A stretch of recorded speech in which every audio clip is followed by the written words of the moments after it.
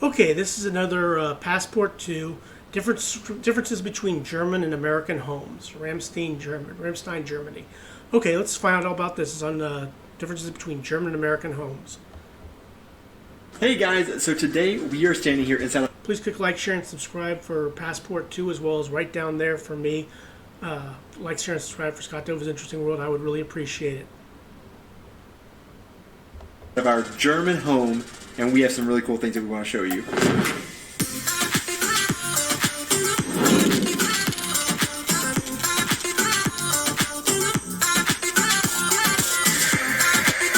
So as we've been traveling around Germany and house hunting and visiting other people's homes and getting settled in our home, we've noticed lots of little things that are different in German homes than in American homes, and just little things that we've noticed and have thought are really interesting. So these are a few things that we've had to get used to here, or that we really, really like, and that we think that we should bring these back to the States if we could. So let's start taking you on a little tour of our place and showing you some of these unique items. My very favorite thing about German homes are the windows. Just everything about the windows I think are really Yeah, I've heard about the windows. That the windows they open outward instead of inward. clever, and I want these kind of windows in all of our homes going forward. So the first part of the windows that I think are really great are the Rolladen shades. Let me show you. So these shades are on the outside of the windows, and they're usually made of a thick metal. Right. We've seen some other materials, but mostly Yeah, I've seen that before. That's actually pretty cool. it's this thick metal.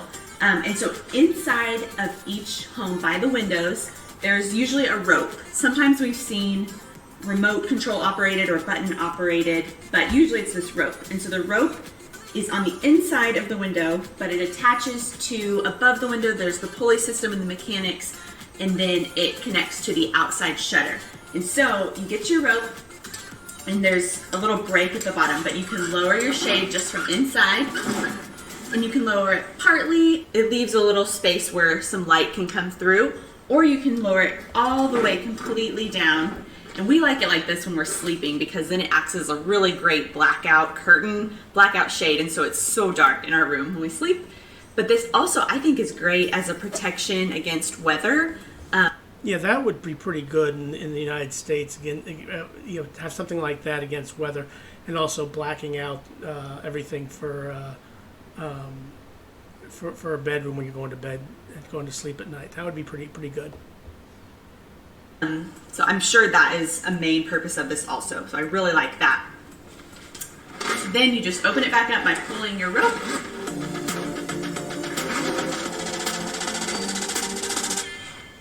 Yeah, we don't have things like that in the United States. It doesn't. Those things don't exist at all for the United States. The next thing that I think is really cool is how the windows open. So you can open them two different ways. One way opens all the way, and the other one just cracks it a little bit. Let me show you. I think these are cool. So the first one, all the way. Ta-da! The next way you can open them, that honestly scared me so much at the beginning. I always thought I broke the window and it was falling on me. Let me show you. It would go like this, and I'd be like, ah! But it opens like that. You just open it a little bit, and there's a crack at the top. Okay, I was wrong. I thought it went outward, not inward. But yeah, okay, I get it. So that's how we have it set most of the time, just to let a little cool air in. And then you just easily close it back. Yeah, in the United States, the windows just open up like this. Just open up, pull them open. That's it. Ta-da!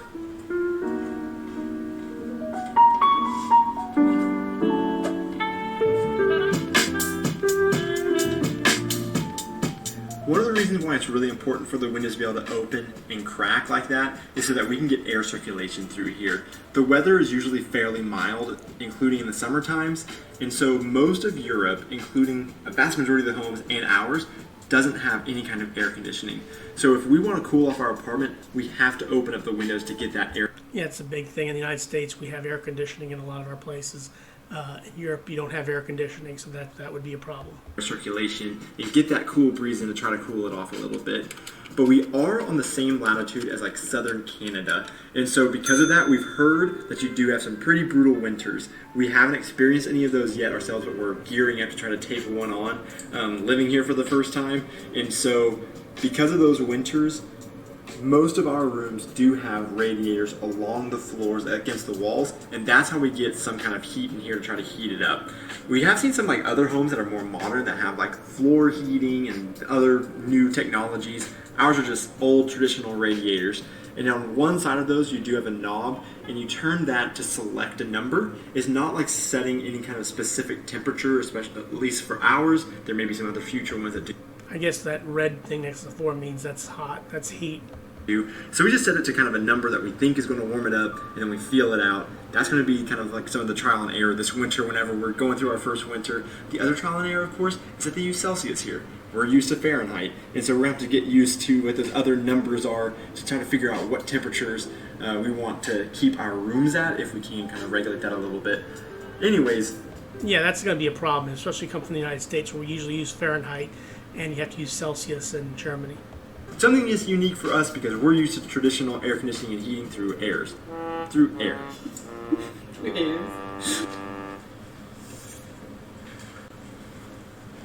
European and German bathrooms are also fairly different from American bathrooms. Starting with the toilet, you normally won't find a toilet with a big tank on the back. Instead, I assume it's built. Yeah, that is different from the United States. Usually there's a tank on the back of the toilet in the United States. Into the wall because you can't see it, and you'll just have the bowl portion that's setting out in the room. Above the toilet, you'll usually have these two buttons. A larger button, which will give you a larger flush, to give you more power to get rid of, I guess, larger masses. Inside the toilet bowl, then you'll have a smaller button right next to that for a smaller, more eco-friendly. Now, I do have that set up in my bathroom downstairs, not against the wall, on the tank. You have this one button on the left, which is a smaller one, which is for smaller flush, and then the bigger one is for the bigger flush. But it's on the tank. It's not on the wall like it is there. Flush for jobs that don't require as much water. Also, right next to the sink, sometimes you will find these kind of crazy towel racks. It's not like ours, where it's just like a little ring or a little hook. You'll have these three big arms. We also have these inside the kitchen, and I guess you could put a face towel, a hand towel, and maybe a guest face towel, so that you don't have all of those just stacking up and not drying out. Another reason that the windows need to open is that there's not a vent in the bathroom. So if you don't open the window, the steam from the shower is just going to build up in your home because there's also not the vents for the air conditioning. So you have to open the windows every time you shower just to let that steam out. Germans are also very eco-minded, and so because of that, next to the shower, you will usually find some kind of squeegee, and the squeegee is going to be used every. And that's one of the things that my mom uses down in her bathroom down in Florida, is whenever you're done showering, you use it to squeeze against the window. Every time you get done showering, to squeegee down the water so that you don't have to use as much soaps to clean and get so many chemicals down into the drain. And then also next to the toilet, you will always find a toilet brush. And that's something that we do find a lot of times next to American toilets, but they're used for completely different things. We use it whenever we are trying to wash our toilets with the chemicals. They use it so that every time you make some kind of mess, you can just quickly just scrub the toilet down, and you don't leave it disgusting for the next person who's coming into the bathroom, which is particularly important because German toilets a lot of times have what is, the colloquial term is a poop shelf. And that is, I guess, to reduce the amount of water inside the bowl, but it's not going to have a deep bowl like ours. It's going to have a little shelf that will go down into a little tube in the back. Now that is something that we don't have in the United States, a whole lot of those.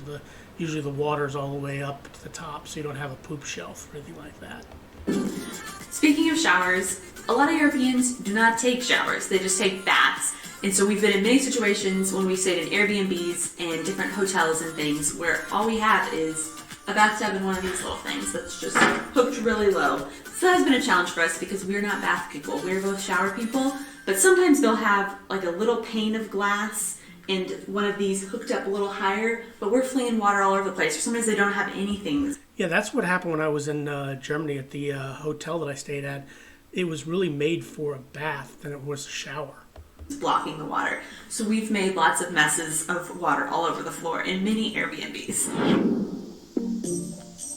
Another one of the obvious differences here in Germany is going to be the outlets and the plugs. So here you're going to have round outlets with plugs that have 2 round prongs.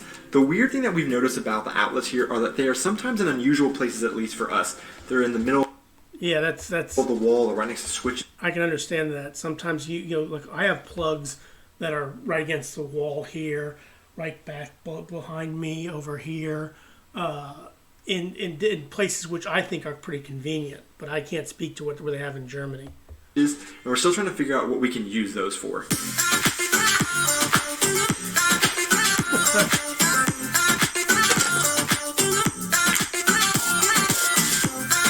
Yeah, what would you use a plug there for? That doesn't make a whole lot of sense to me.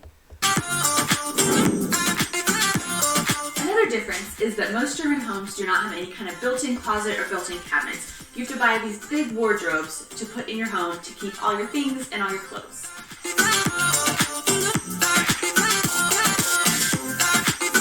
Along with the different outlets, you also have different TV, radio, and satellite hookups here. So you'll have a box like this in the back of a room or next to the TV, and you'll have 3 different plugs. One is going to be data for some kind of Wi-Fi, one's going to be radio, and one's going to be television. And the plugs are a little bit different. The television hasn't used a coax cable that I've used. I use a different type of plug here, but that you have this different type of box where all of your connections are for your living room. Germans are extremely eco-friendly. One way that we have really experienced this is in how we have to separate our trash. There are laws in place of how to separate it in order to recycle everything more efficiently. Yeah, that's one thing I noticed about Germany is, and in other videos I've seen, is different places where you got to put your trash. In the United States, you have basically 2. One is just trash. You put all your trash. The other is where you put your recyclables. It's just that simple. Recyclables in one, trash in the other. So we currently have 5 different trash cans just in our kitchen alone that has different things in each of them. Well, let me show you. In here, we have all of our plastics. In here, we have all of our paper goods. In here, we have all glass items. We have all biodegradable things. And then in here is all other miscellaneous trash. So this recycling and trash separating has honestly been so fascinating to us, and we've really enjoyed learning all about it. You know, I guess it's fascinating to some extent. I don't know that I'm that excited. I just, if you know, recyclable, blue, trash, green. It's that simple. Okay, I get what she's talking about, how fascinating it might be, but to me, it's just trash. Donnie even went to the town hall and got a big book that describes everything and how you're supposed to separate all this trash. So we really want to do a video that is specifically just about the trash because it's just been really fun and interesting.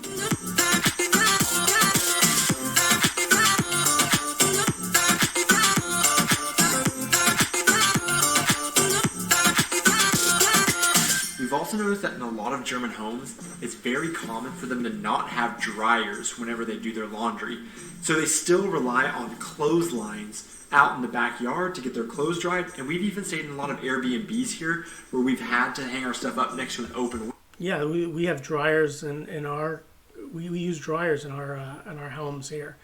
Those are more efficient, I guess. But I can understand using a clothesline. That makes perfect sense too.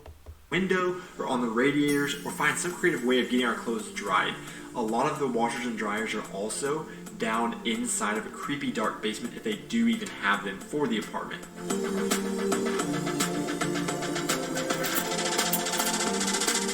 The last thing that we've thought has been very interesting about Germany is that a lot of the front doors do not have a way of locking them from the inside other than just using your key. There's not like a deadbolt or another way of locking the door. Well, because in America we have deadbolts and things like that. You can just lock it, just close the door and lock it that way. You don't need a key to do it. From the inside.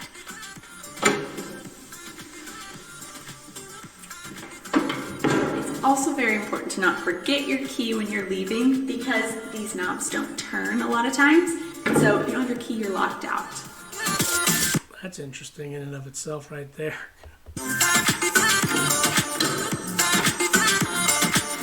It's been really interesting getting to see all of the differences between the US and Germany and getting to learn all the little things that we wouldn't know if we weren't living here. And it's been so interesting because we're both Western countries, but we have so many differences. And so it's been a lot of fun to learn those. So we're excited to continue to explore and learn more of these little differences and hopefully do some more videos about those.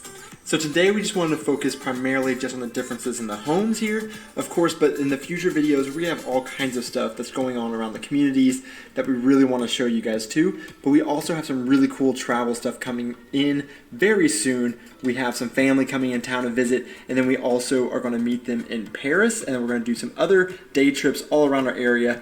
So we have been kind of missing for a little while our videos, but coming forward in the future are going to be a lot more stuff. So we really want you guys to go ahead and hit that like button and also subscribe and hit that bell icon next to the subscribe button so that you can be alerted whenever our videos come out. It's free, and then you can keep up with all of our travels, and we would love to have you travel with us. So thanks so much for watching, guys. Yeah, this is good. This was good. The differences between German and American homes. This is probably one of the. It's been. So this one looks like it's been on YouTube for a while. I've just never seen it, never done it, but now I've done it. So please click like, share, and subscribe for Passport 2 as well as down here for me. I would appreciate it. Have a good rest of your day. Thanks for watching.